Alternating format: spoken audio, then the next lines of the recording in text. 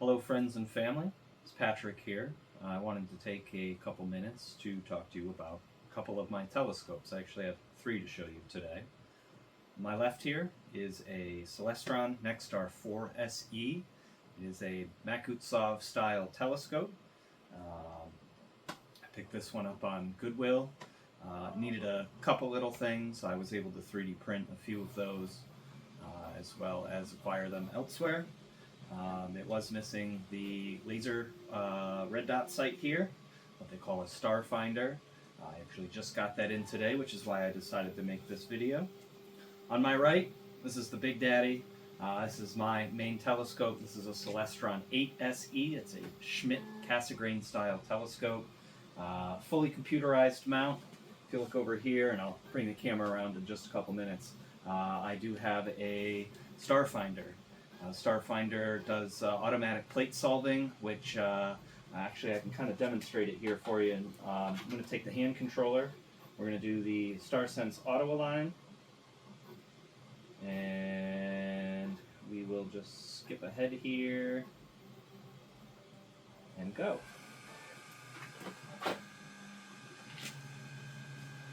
So what the scope's going to do is it is going to slew itself around and take pictures of the stars. Of course, down here in the basement, there's really not a whole lot to see.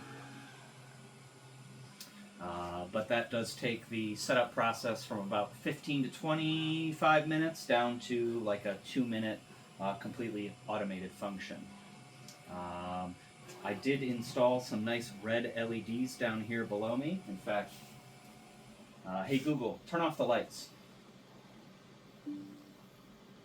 You can see those down here below. This helps to kind of illuminate underneath me what I'm actually doing or working on, and lets me see where the tripod is so I don't trip over anything.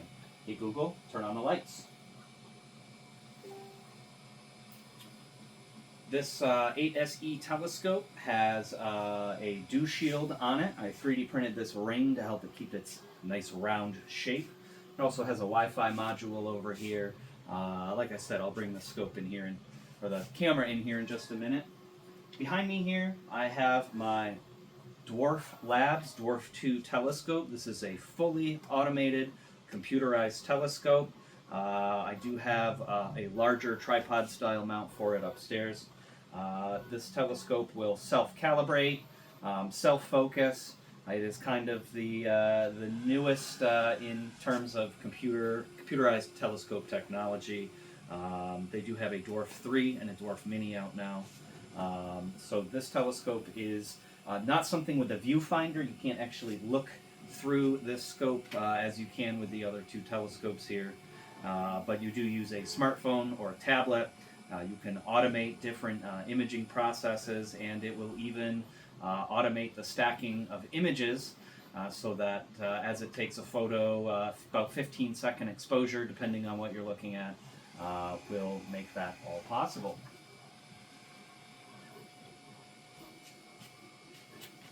I'm going to grab the camera here and bring you in for a close-up. So this is the Makutsov 8-inch, or I'm sorry, the 4-inch telescope. It does have a special mount, basically a built-in wedge that allows you to do alt-azimuth style leveling when this is, or not leveling, but movements when this is completely flat and level. But I actually have it kind of propped up here. This is the adjuster, and this allows for a polar or equatorial style alignment, which can and does compensate for the rotation of the Earth. Like I said, I did buy this on Goodwill. It was a fantastic buy. It was missing the handheld unit here, but my other telescope uses a different one. I had one just sitting here at the house. It also included this Elux, which is an aftermarket eyepiece. I can pop that open for you. I doubt you'll be able to see much of anything down in there today. And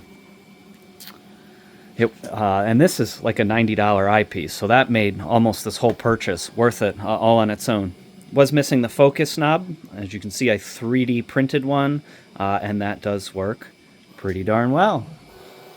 Coming over here to the 8-inch telescope. I'm actually going to attempt to back this out of the auto-align process, and we can bring it down a little bit here. And we'll take a look inside. This also has a red dot finder scope. It does have a 90-degree visual back, as well as the auto-aligning system. We'll take a look down that tube. You can see just how big, I mean, my hand is even dwarfed inside this aperture. It is a Fast Star compatible, which means that center ring there, the corrector mirror can be rotated out, and a camera can be shoved in there, changing the focal length from f10 down to f2, which is really fast. You can also see right here that I have a dew heater ring. These Cassegrain style telescopes are notorious for dew forming around here in the middle of the lens, and that will completely distort your image. We'll pan down here. You can see those little LED lights that I installed. And this telescope currently plugged into the wall, but I have a little power bank down here that I can use to power the whole telescope. It'll run for about 10 or 12 hours, which of course is longer than the night is. So yeah, this is my baby right here. It is quite heavy, 23 pounds for just the tube, and about another 17 or 18 for the telescope mount and tripod together. So I just wanted to kind of show these off a little bit, talk about them, and hopefully some of you will be able to join me and the rest of the crew down at the Martz-Kohl Observatory sometime this spring, summer, or fall for one of our star parties or public nights. There is a lot of really fantastic stuff to see up in the night sky, and well, that's really all I wanted to talk about today, and just show off the telescopes real quick. See you next time.